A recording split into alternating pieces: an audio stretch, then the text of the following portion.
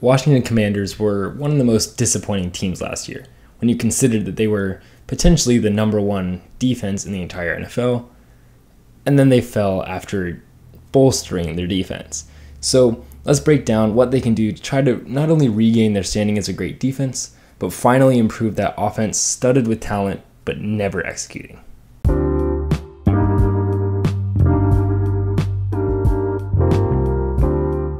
What's up, guys? I'm Tyler Coker, and I'm your host for today's episode of Today with Tyler.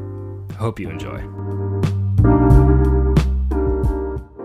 First, we'll begin with free agents, as we always do. Key free agents for them are Brandon Sheriff, who went to the Jacksonville Jaguars, Cam Sims, who was re-signed, J.D. McKissic, who is now one of my favorite players in the entire NFL because he re-signed after a change of heart from Buffalo, Darryl Roberts, the slot corner, who also re-signed, Bobby McCain, the safety, who also re-signed, Ricky Seals-Jones, who is not going to be re-signed, DeAndre Carter, who is a wide receiver and kick returner, who I see is very valuable to the Washington offense, and Tim Settle, the defensive tackle, who went to Buffalo. So, luckily, a lot of these free agents have been re-signed, but some left, and there's still some holes left in the roster. So, let's get into it. The offense, first of all, is ruined by Scott Turner, but somehow he got extended. How? I don't know, but somehow he found a way to find an extension from Washington. Dan Snyder, once again, ruins the Washington team. But even though he is a horrible offensive coordinator, there's a lot of talent that can still thrive without him. As you probably saw, I did a complete film breakdown on Carson Wentz, and I was actually impressed, surprisingly. Carson Wentz surprised me a lot. He seems to be very good, and I think he's going to succeed in Washington, and let me tell you why. The wide receiver core is young and talented, and obviously, Terry McLaurin is a wide receiver 1. And then Curtis Samuel will finally be healthy. Diami Brown will finally be utilized because he is a deep threat wide receiver, not so much your typical wide receiver.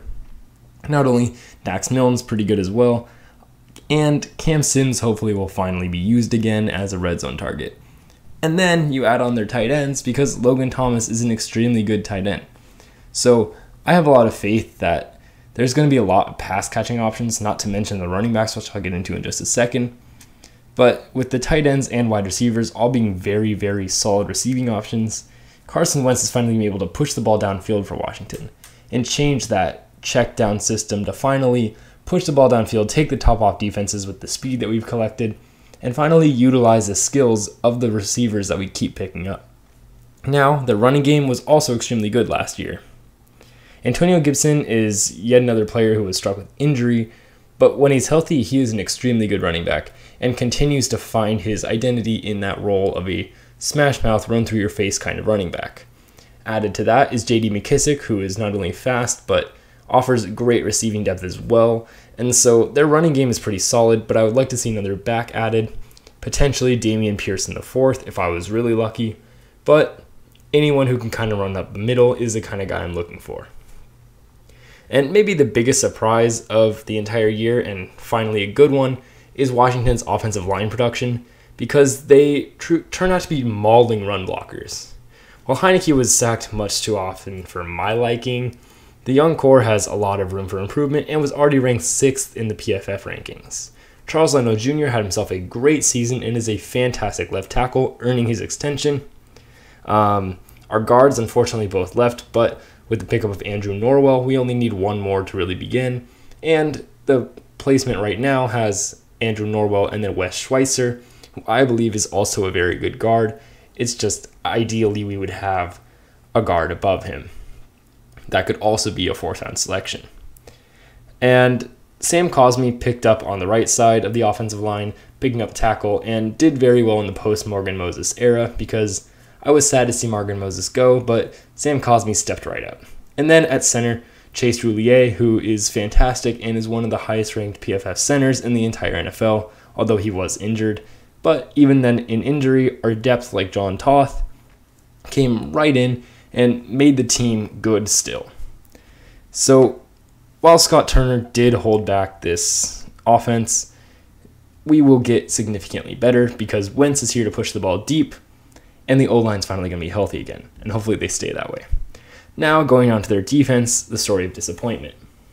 The signing of William Jackson III was terrible, and anyone should have seen that coming, seeing as William Jackson III is a man corner going over to Jack Del Rio's zone-centric defense. It didn't really make sense schematically, and it proved to be so.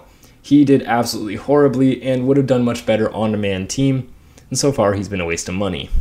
That being said, we do have a good corner opposite of him. Kendall Fuller had a fantastic season, was ranked 5th out of all the corners in PFF, and while he may not be the 5th best corner in the entire NFL, that's a really good sign when your cornerback 1 is ranked top 5 in their position.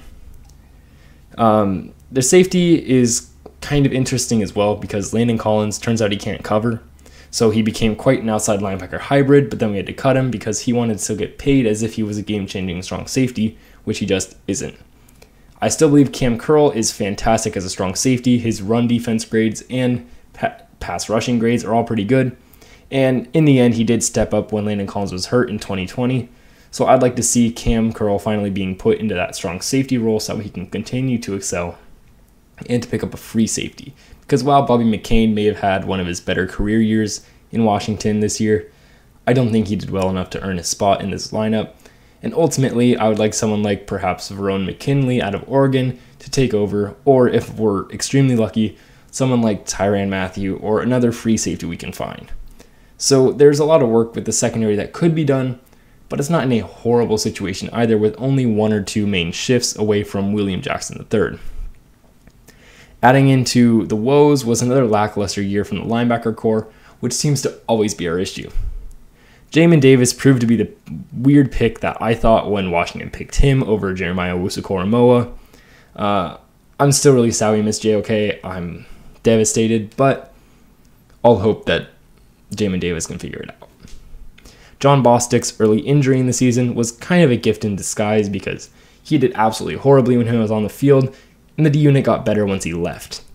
Collins filled his role nicely, but then we also had Cole Holcomb, who was off and on as a linebacker himself in the middle. So we could really use a better linebacker core, especially considering our D-line does so much work for them that when they play poorly and we notice it, that's a really bad sign. Speaking of the D-line, it's extremely good because Chase Young has a chance at being the comeback player of the year next year. Montez Sweat is Montez Sweat, and he also got injured this year. John Allen turned out to be one of the best interior D linemen in the entire NFL, and Daron Payne is Daron Payne. So in the end, a very strong defensive unit with a lot of talent once again, but poor management over certain positions have really just undermined the success of this team overall, because when you let off so many third downs in a row, bad things are going to happen. So with that being said, their top 5 positional needs are, I still think they need a quarterback. I would like to see a rookie like Malik Willis taken. They need a free safety. They need a corner, they need a linebacker, at least one, and they need, ideally, a wide receiver. So what to do at 11 is kind of difficult because there are no free safeties available at that time, unless Kyle Hamilton magically falls and then take him. But Washington needs a corner and not Derek Stingley. They need a real corner one.